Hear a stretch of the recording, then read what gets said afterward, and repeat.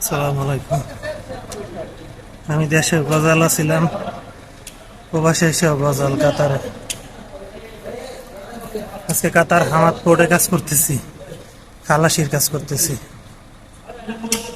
এই যে বড় বড় ট্রাক দেখছেন, এই যে কন্টিনে দুবাই থেকে মাল আইছে। এই দেন মাল, এই যে পিছনে মাল, একটা একটা মাল খালাস করতেছি। এই 50 কেজি রয়েছে, নিচে মানে কোনো মাল নাই। 50 কেজি, 40 কেজি, 50 কেজি এক একটা মাল।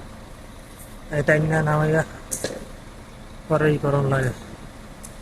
এই তারপরও মানুষের কথা শুনতে হয়। আমি গজাল, আমি কাম করি না, আমার কাম করে খাইতে ভালো লাগে না।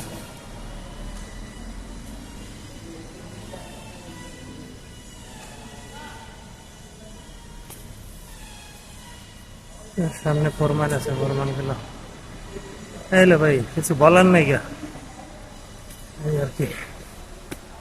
আল্লাহ আল্লাহ।